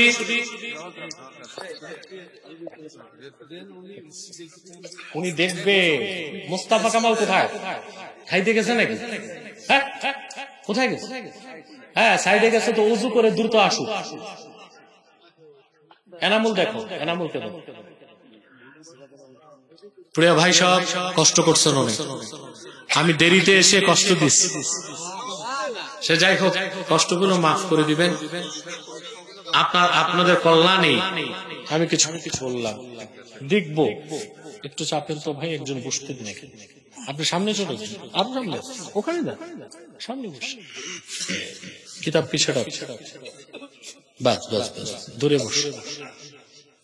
আমি এখন মুনাজাত করব, তার আগে কিছু জরুরি কথা বলবো, তারপর সংক্ষেপে হলেও যে যে প্রশ্নের উত্তর দরকার আমি দিয়ে দিব ইনশাআল্লাহ। কথা বুঝতেছেন? কথা হচ্ছে, আপনার এখানে বিভিন্ন দলের লোক আছেন না? কথা বলেন। কেউ আওয়ামী লীগ, কেউ বিএনপি, কেউ জাতীয় পার্টি, কেউ জামাত, কেউ আহলিয়া, কেউ কওমি, ঠিক না? তা আপনাদের কাছে আমার করজোর অনুরোধ থাকবে, দলীয় মতভেদ থাকতেই পারে, থাকুক, কিন্তু আপনারা সকল দলের মুসলমান 3টি ইস্যুতে এক হয়ে যাবে। কয়টি ইস্যু? 3টি ইস্যুতে এক হয়ে যাবে। এক, প্রথম, ইসলামের সুমহান স্বার্থ রক্ষায় সকল দলের মুসলমান এক হয়ে যাবে। মুসলমানদের মৌলিক দাবি আদায়ে সকল দলের মুসলমান এক হয়ে যাবে। আমাদের মৌলিক দাবি কি আদায় হচ্ছে বাংলাদেশে? এই দেশে 50 বছর যাবৎ মুসলমান দাবি করতেছে কাদিয়ানীদেরকে অমুসলিম ঘোষণা করো। যারাই সরকারে আসে তারা কেউ আমাদের কথা শুনে না, আমাদেরকে ধোঁকা দেয়। তার একটাই কারণ, আমরা এক হইতে পারি না। কথা বলেন। 3, আমাদের স্বাধীনতার সার্বভৌমত্ব রক্ষায় আমাদের এক হইতে হবে। ঠিক না? এই 3টি ইস্যুতে আমরা এক হয়ে যাব। রাজি আছেন? এই 3টি স্বার্থের বিরুদ্ধে আমাদের দেশে কাজ করতেছে 3টি অমুসলিম সম্প্রদায়। কয়টি? তার মধ্যে চুপচাপ বসে থাকো, ওদিক তাকাও। তার মধ্যে সবচেয়ে জঘন্য হচ্ছে কুখ্যাত কাদিয়ানী সম্প্রদায়। নিঃসন্দেহে তারা কাফের এবং অমুসলিম। তাদেরকে যারা কাফের বলবে না তারাও কাফের, কারণ তারা আল্লাহর আখিরি নবী নূর নবীজি আমার মুহাম্মদ সাল্লাল্লাহু আলাইহি সাল্লামকে আল্লাহর শেষ নবী হিসেবে বিশ্বাস করে না। চিল্লায় বলেন নাউজুবিল্লাহ। সেজন্য তারা কি? হ্যাঁ, তাদেরকে যারা কাফের বলবে না তারা কি? কিন্তু মানুষকে তারা ধোঁকা দিয়ে কাফের বানাচ্ছে। মুসলমানদের মতো দাড়ি রাখে, মুসলমানদের মতো টুপি লাগায়, মুসলমানদের মতো নাম রাখে। তাই বলে কি তারা মুসলমান হতে পারে? নাম রাখলে কেউ যদি মুসলমান হতে পারত, তো রবীন্দ্রনাথ ঠাকুরের চেয়ে বড় মুসলমান কে হইত? সে কি মুসলিম ছিল না মুসলিম? টুপি লাগালে মুসলমান হওয়া যায়? ভারতের পার্লামেন্টে দেখেন না, কংগ্রেস অনেক এমপি মাথায় টুপি লাগায়, কারণ ওরা মহাত্মা গান্ধী অনুসারী, ঠিক না? টুপি লাগালে মুসলমান হওয়া যায়? আর মুসলমানদের মতো নাম রাখলে মুসলমান হওয়া যায়? এক শয়তান বোতলে পেশাব করে উপরে নাম লেখছে শরবত। ওটা কি শরবত হবে? ভিতরে কি? তদ্রুপ কাদিয়ানীরা মুসলিম। আব্দুল আউয়াল আব্দুস সামাদ, মুবাশশির আলী কবির চৌধুরী, শাহরিয়ার কবিরা, নিঝুম মজুমদার নাম রাখার দ্বারা তারা মুসলমান হতে পারে না। আমার ভাইরা, আমার বন্ধুরা, আমার আল্লাহ নূর নবীজি আমার মুহাম্মদ সাল্লাল্লাহু আলাইহি সাল্লামের ইসলাম ও কোরআনের হাজার হাজার হাজার বছর পরে বর্তমান ভারতের কুখ্যাত পাঞ্জাবের কুখ্যাত গুরুদাসপুরের কুখ্যাত কাদিয়ানে ইংরেজ আমলে এক শয়তান নিজকে নবী দাবি করছে। চিল্লায় বলেন নাউজুবিল্লাহ। কাদিয়ানের কাযযাব মিথ্যানবুতের দাবিদার ওই কুখ্যাত কাফেরটার নাম রেখেছিল তার বাপ মির্জা গোলাম আহমদ কাদিয়ানী। সাবধান, তাকে গোলাম আহমদ বলা যাবে না, কারণ গোলাম আহমদ অর্থ আহমদ এর গোলাম। কোন কাফের কোনদিনও গোলাম আহমদ এর গোলাম হতে পারে না। আর কাদিয়ানের কাযযাব ছিল শেষ দরজার কুখ্যাত কাফের। সে গোলাম আহমদ এর গোলাম ছিল না, সে ছিল কুখ্যাত শয়তানের কুখ্যাত গোলাম। কাদিয়ানের কাযযাব মিথ্যানবুতের দাবিদার ইংরেজদের 5 আটা গোলাম মির্জা গোলাম শয়তান কাদিয়ানির উপর গজব এসেছে 1908 সালে। যখন গজব এসেছে, কাদিয়ানের কাযযাব মিথ্যা নবুয়তের দাবিদার মির্জা গোলাম শয়তান কাদিয়ানি 1908 সালে ধ্বংস হয়ে কুখ্যাত জাহান্নামের কুখ্যাত কুকুরে পরিণত হয়েছে। তার অনুসারীরাও ধ্বংস হয়েছে। বর্তমানে কিছু কাদিয়ানি বাংলাদেশে আছে যারা ইসলাম ও মুসলমানের বিপক্ষে চক্রান্ত করে যাচ্ছে। নাম পরিবর্তন করে করে তারা মিথ্যা পরিচয় দেয়। কখনো নিজেদের পরিচয় দেয় আহমদী জামাত, কখনো বলে আহমদিয়া জামাত, কখনো বলে আহমদী সম্প্রদায়, কখনো বলে আহমদিয়া সম্প্রদায়, কখনো বলে আহমদী মুসলিম জামাত, কখনো বলে আহমদিয়া মুসলিম জামাত। সাবধান, যত কাদিয়ানি ছিল আছে থাকবে, তারা কেউ আহমদী জামাত নয়, আহমদিয়া জামাত নয়, আহমদী সম্প্রদায় নয়, আহমদিয়া সম্প্রদায় নয়, আহমদী মুসলিম জামাত নয়, আহমদিয়া মুসলিম জামাত নয়, তারা শয়তানি জামাত, কুখ্যাত জাহান্নামের কুখ্যাত কুকুরের দল। আমাদের সকল দলের একটাই দাবি, অনতিবিলম্বে স্বাধীন বাংলায় শয়তান কাদিয়ানীদেরকে রাষ্ট্রীয়ভাবে অমুসলিম ঘোষণা করতেই হবে, করতেই হবে, করতেই হবে। এই দাবি আদায়ে যদি তাহরিকে খাতমে নবুয়ত বাংলাদেশের ব্যানারে জানমাল দিতে হয়, প্রস্তুত আছেন? হাত তুলে দেন। সম্মানিত সুধী, তাদেরকে অর্থনৈতিক সহযোগিতা করবেন না? করবেন? করেন? জি। প্রাণ কোম্পানির যত জিনিস তাদের, RFL এর পণ্যগুলো তাদের, প্রথম আলো, ডেইলি স্টার, কালের কণ্ঠ, এগুলো তাদের। এগুলো ধরবেন না, কিনবেন না, বেচবেন না, মনে থাকবে? কথা বলে না। নৈতিক দায়িত্ব হিসেবে এগুলো ধরবেন না, কিনবেন না, বেচবেন না। প্রাণ, সিজান, RFL, প্রথম আলো, ডেইলি স্টার, কালের কণ্ঠ একটাও ধরবেন না, কিনবেন না, মনে থাকবে তো? আরেকটি অমুসলিম সম্প্রদায় আমাদের বিপক্ষে কাজ করছে, এটা হচ্ছে ঈসাঈ জামাত, খ্রিস্টানদের একটা গোপন দল। ব্যাপক কাজ করতেছে আপনাদের কুষ্টিয়াতে। কোথায়? কুষ্টিয়াতে ইসলাম বিশ্ববিদ্যালয়, আর ওই কুষ্টিয়াতে খ্রিস্টানদের মিশনের সবচেয়ে সোচ্চা। 16 সালে শান্তিডাঙ্গায়, কুষ্টিয়া, এটা বিশ্ববিদ্যালয়ের পিছনের গ্রাম, 22টি পরিবার খ্রিস্টান হয়েছে। আমি সেখানে দৌড়ে গেলাম এবং অনেকগুলো পরিবার মুসলিম হয়েছে। এবং যে নেতা ছিল খ্রিস্টানদের, তা সে আমার সাথে ডিবেট করছে, ডিবেটে সে হারছে এবং খ্রিস্টান ধর্ম একটা মিথ্যা ধর্ম, এটা মেনে নিচ্ছে। শুনলাম এই বছরের শুরুতে সে আবার ঈমান এনে মুসলমান হয়েছে। এই খ্রিস্টান জামাতের ব্যাপারে আপনাদের সতর্ক থাকতে হবে। পারবেন তো ইনশাআল্লাহ? 3, আরেকটা ফিতনা বের হয়েছে, হিজবুত তাওহীদ। এটা হিজবুত তাওহীদ না, হিজবুত শয়তান। এদের ব্যাপারেও সাবধান এবং সতর্ক থাকবেন। পারবেন তো ইনশাআল্লাহ?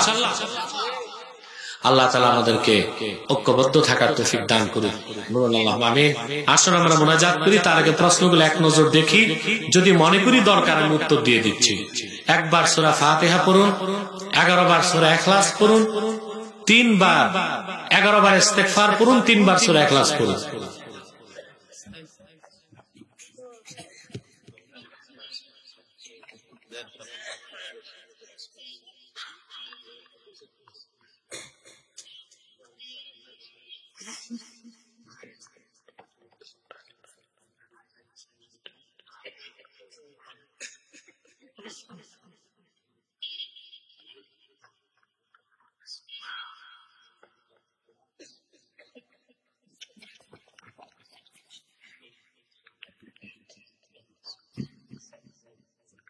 ইস্তেগফার করে না করুন।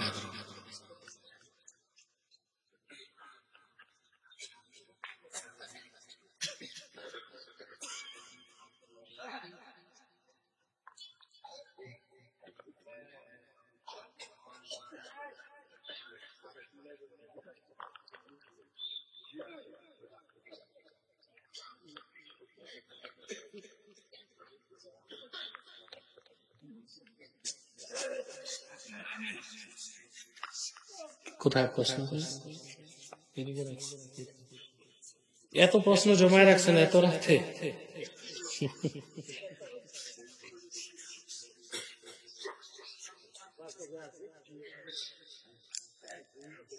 এক ভাই প্রশ্ন করেছেন, ব্যাংকে চাকরি কি হালাল নাকি হারাম?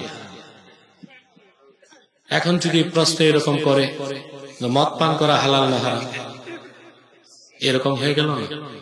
হ্যাঁ, পৃথিবীর অনেক দেশে ইসলামী ব্যাংকিং আছে, কোরআন সুন্নাহ ভিত্তিক ইসলামী ফিকহ অনুযায়ী চলে।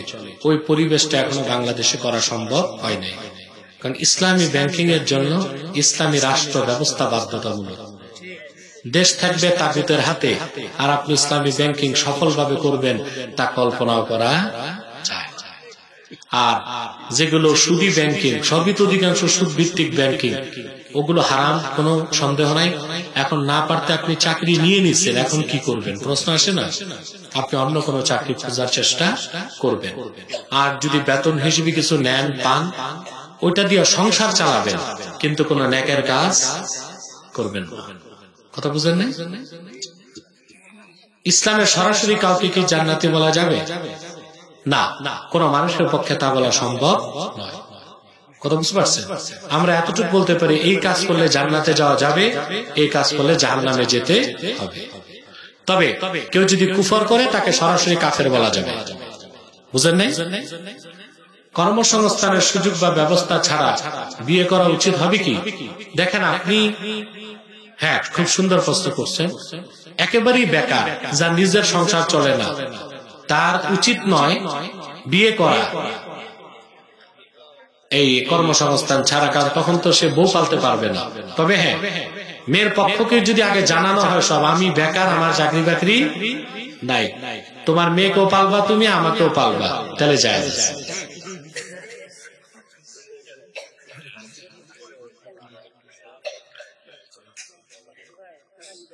প্রবাসে থাকা অবস্থায় কৃতদাসীর সাথে সহবাস করা যাবে কিনা? আরে ভাই, কৃতদাসীর সাথে প্রবাসে না, ঘরেও সহবাস করা যায়। কৃতদাসী কে? চাকরনি তো আর কৃতদাসী না, এটা তো বুঝতে হবে। কথা বুঝুন। বাড়িতে যে আপনার মেড সার্ভেন্ট থাকে, আপনি কাজের মহিলা রাখলেন, ওটা কি দাসী? কথা বলে। তো বিদেশে যে আপনি দাসী পাবেন কেমনে? দাসী হবার জন্য তো অনেকগুলো কারণ থাকতে হয়। যেমন যুদ্ধে বন্দী হয়েছে যে মহিলাগুলো, ওদেরকে দাসী হিসেবে স্বীকৃতি দেওয়া হয়। তখন আপনি তাকে আজাদ করতে পারেন, আজাদ ছাড়াও নিতে পারেন, এবং তার সাথে দৈহিক সম্পর্ক করা যেতে পারে। বলবেন এটা কি অমানবিক না? ইসলাম দাসী প্রথাকে নিরুৎসাহিত করে, কিন্তু হারাম করে না। তো দাস দাসী প্রথাটা ইসলাম কেন রাখলো, রহিত কেন করলো না? এর উপর আমার লেকচার আছে, নাস্তিকদের সাথে ডিবেটও আমি বলেছি, আলাদা লেকচারও বলেছি, তা দেখে নিবেন। কথা বুঝতে পারছেন? আপনি একটা মেয়ে পাইলেন, স্বাধীন মেয়ে, গরিব হোক, তাকে আপনি দাসী মনে করে সহবাস করবেন, এটা হারাম এবং জিনা হবে, সম্পূর্ণ নাজায়েজ কাজ। কথা বুঝেন নাই? তা আপনি প্রবাসে যে দাসী পাবেন কই? কথা বলেন। হ্যাঁ, পাবেন না তো, কৃতদাসী তো পাবেন না, এটা নাই তো এখন পৃথিবীতে, কোথায় পাবেন আপনি? তবে ইসলাম জায়েজ রাখছে কিয়ামতের আগে যদি দরকার হয়। কথা বুঝে না?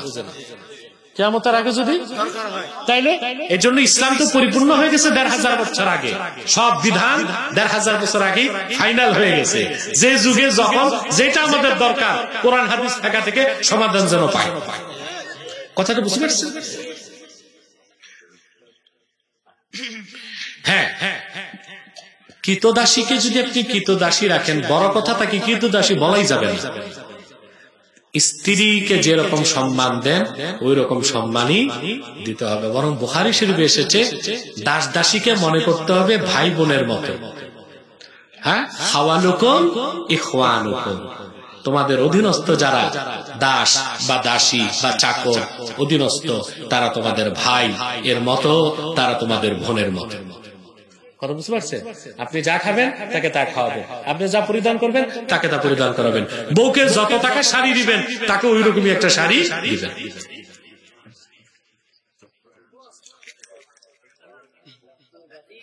বাতিল স্পষ্ট হওয়ার পর নিরপেক্ষ থাকা অথবা বাতিলের পক্ষ অবলম্বন করা, হকের উপর যারা রয়েছে তারা কেন এই পথ অনুসরণ করলে? এই জন্য ঘুরিয়ে পিছিয়ে তাদেরকে দোষারোপ করে এরকম ব্যক্তি গোষ্ঠীর ব্যাপারে আমাদের আকীদা কি হবে? সব তো আলোচনাতেই বলে দিছি, এরপরে এত লম্বা প্রশ্ন রচনা লিখে আনছি। না, এত এত বড় প্রশ্ন দিবেন না, কথা বুঝতে পারছেন? হ্যাঁ, এগুলো পড়ে। আমাদের গ্রামে মিলাদ ক্যাম্প নিয়ে অনেক ভ্রান্ত ধারণা রয়েছে। অনেকে মিলাদ ক্যাম্পকে সরাসরি বেদাত বলে। যদি আপনার এই বিষয়ে বয়ান ইউটিউবে আছে, তাও আপনার কাছে বিনীত অনুরোধ রইল এই বিষয়ে ইসলামিক দৃষ্টিকোণ থেকে একটি সমাধান আমাদের দিবেন। কয়েক মিনিটে তো আর এত ব্যাখ্যা দেওয়া যাবে না। আপনি তো নিজেই বললেন ইউটিউবে আছে, এবং মিলাদ ক্যাম্পের ব্যাপারে আলোচনাটা আমি যথেষ্ট দলিল ভিত্তিক আমরা করি। এ পর্যন্ত অনেক বাহাসও গিয়েছি, প্রতিপক্ষ পরাজিত হয়েছে আলহামদুলিল্লাহ সব জায়গায়, আর কোথাও কোথাও সহজে মেনেও নিছে। দেখেন, মিলাদ শরীফ নিয়ে কোনো বিতর্ক চলবে না। মিলাদুন নবী সাল্লাল্লাহু আলাইহি সাল্লামের বিষয়টি কোরআন শরীফও আছে, অসংখ্য হাদিসে আছে। মিলাদ শরীফ পড়া নিয়ে কোনো বিতর্কই চলবে না। কেউ যদি অস্বীকার করে তার ঈমান নষ্ট হয়ে যাবে। বেশি দ্বন্দ্ব হয় মিলাদ শরীফের কিয়াম নিয়ে। দেখুন, কিয়াম মিলাদ শরীফে আমরা যখন তাওয়াল্লুদ পড়ি, তারপর এক সময় আমরা দাঁড়িয়ে আল্লাহ রসুলের নামের ইজ্জতের সম্মানে, আল্লাহ রসুলের আজমতের কথা স্মরণ করে আদবের খেয়ালে দাঁড়িয়ে সালাম দিই। এটি তো কিয়াম। এটা আপনারা কি ফরজ মনে করে করেন? ওয়াজিব, সুন্নাত? আমরা মনে করি এটা একটা মুস্তাহাব কাজ, করলে সওয়াব, না করলে গুনাহ নাই। যার করার দরকার নাই সে করবে না, কিন্তু সে হারাম বা বেদাত বলার ক্ষমতা তো রাখে না। এই অধিকার তারিখে দিয়েছে। হারাম প্রমাণ করার জন্য তো মৌলভী সাহেব জান্নিউ সুবুত চলবে না, ফাতইয়ু সুবুত লাগবে। তো কিয়াম করা যাবে এই দলিলের আগে যাবে না, একটা দলিল দেন, হাদিস থেকে দেন, কথা বলেন।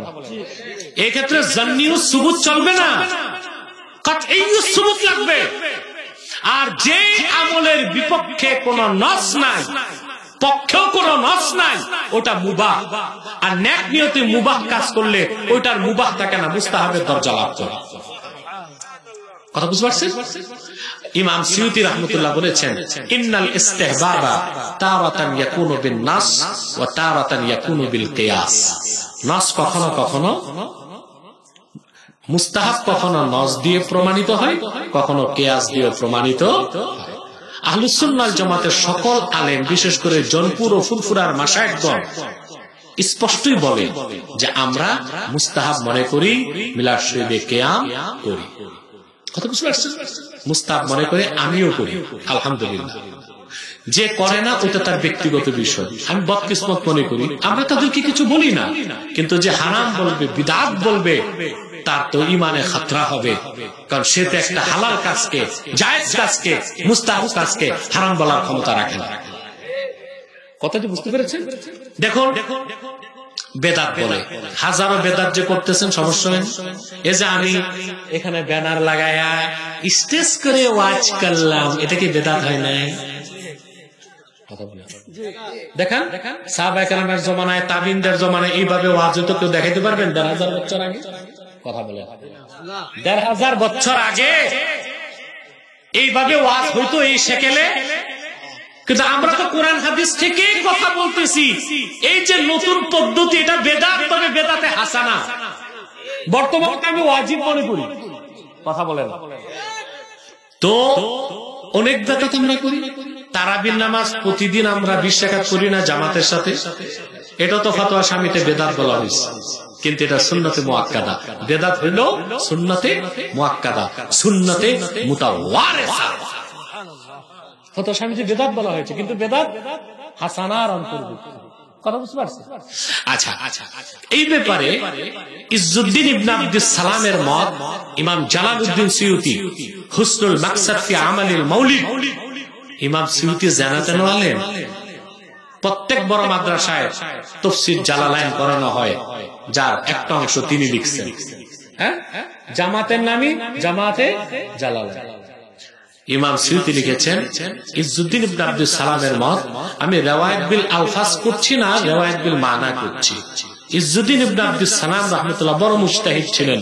তিনি সংজ্ঞা দিয়েছেন, কুল্লু মা উহদিসা ইউখালিফুল কুরআন ওয়াস সুন্নাহ ওয়া ইজমা ওয়া আসরা সাহাবা ওয়া ইজমা আল উম্মাহ ফাহিয়া বিদআতুন মাযমুমা।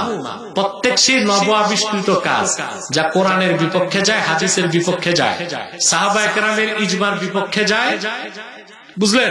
আসরুস সাহাবার বিপক্ষে যায়, ইজমায়ে উম্মতের বিপক্ষে যায়, ওইটা বেদাতে সাইয়্যা, হারাম বেদাত। وكل ما أحدث لا يخالف القرآن والسنة وأسر الصحابة وإجماع الأمة فهي بدعة حسنة.